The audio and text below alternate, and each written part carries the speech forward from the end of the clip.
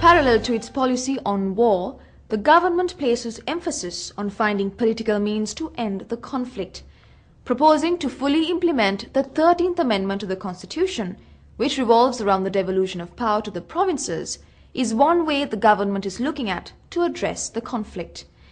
In our next report, we take a critical look as to whether the proposed implementation is adequate to solve the country's problems.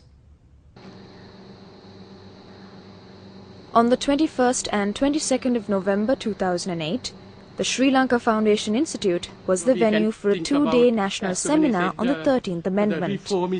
Organized by the National Integration Program Unit, the seminar attempted to critically examine the 13th Amendment from different viewpoints. The event was significant as it comes at a time when the devolution of power has gained precedence with the government. Contributing to the discussion were prominent academics and political think tanks, such as Professor Sumana Siriliyanage, who presented a reformist perspective on constitutional reforms.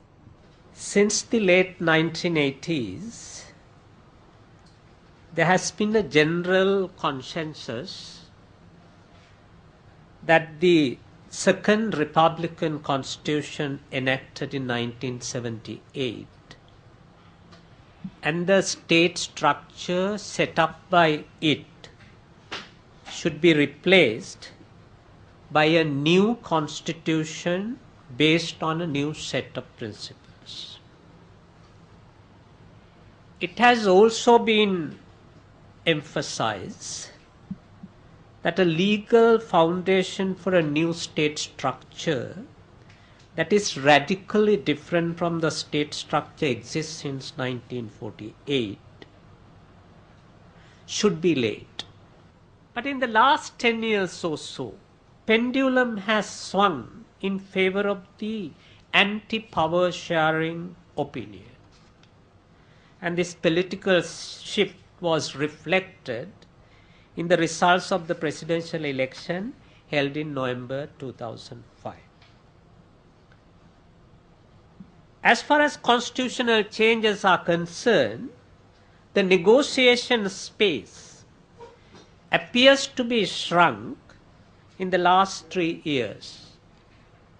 Nevertheless, as Edrisinghe notes, I quote, constitutional reform is destined to remain at the forefront of Sri Lankan politics for several years to come. Professor Gamini Keeravalla spoke on the origins of the 13th Amendment and its political context. Most prevalent perception relating to the 13th Amendment was that it was an externally engineered one. Other element of this ideological volley is the creation of a phobia that political space created by the provincial councils can and will be manipulated by subnational groups for their secessionist goals. They allege India has long-term plans to balkanize Sri Lanka, and the Indian cohesive diplomacy in 1987 in planting provincial council system in Sri Lanka was the first step in that direction. When we trace the chain of dramatic events soon before the 13th Amendment, it is clear that immediate compulsion for President Jayawardena to make a breakthrough to have 13th Amendment was the Indian pressure. And we call it Paripu diplomacy. The main concern of the minority communities in relation to the 13th Amendment was that the proposed devolution of powers wasn't substantial and therefore it cannot effectively address the grievances and aspirations of the people. It's not the case. Professor Keitha Ponkalan's presentation centered on the sentiments of the Tamil community towards the amendment to devolve power. 2000, whatever survey of Tamil reaction to the 13th Amendment indicate they had 4 concerns. The first one was inadequate powers. The second concern was the central government's ability to take back the powers devolved. And the third concern was the lack of true will in the part of the government to devolve power and implement it. And fourth was the consultation problem.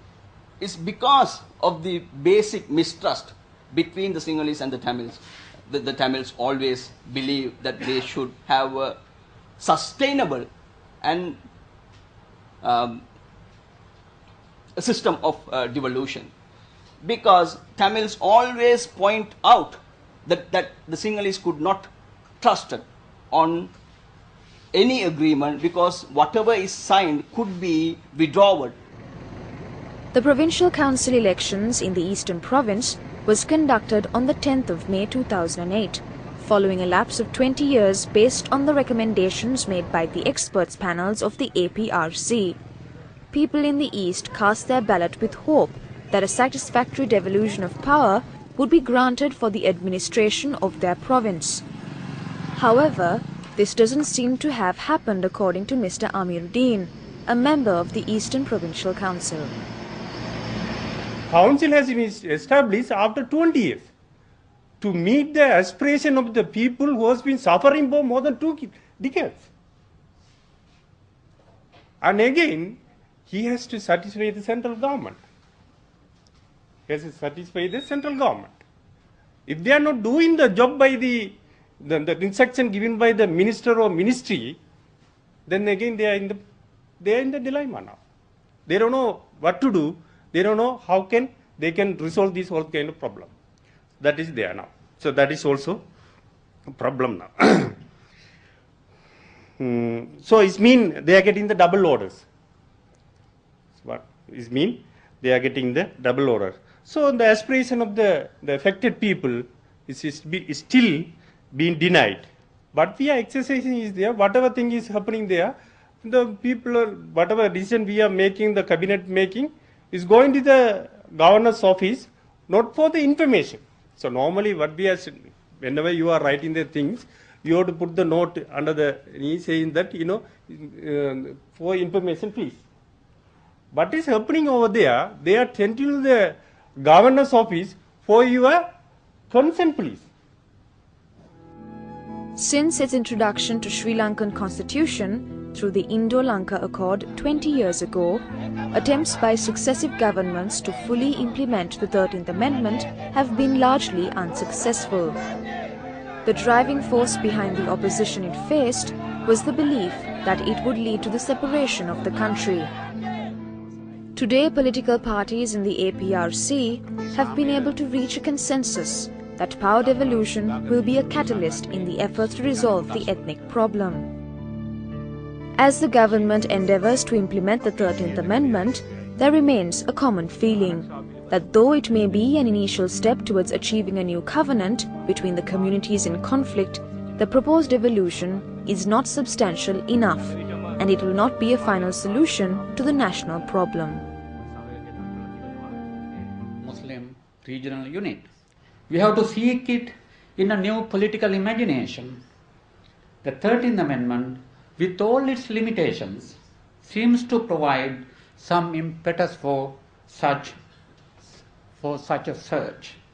It seems that inventing a new constitution that enshrines multi-ethnicity, pluralism, power sharing, and regional autonomy can provide at least a framework of civic bonding. In the absence of anything else, we seem to invite the Constitution to be the bedrock on which a new post-Civil War political society can and ought to be built in Sri Lanka.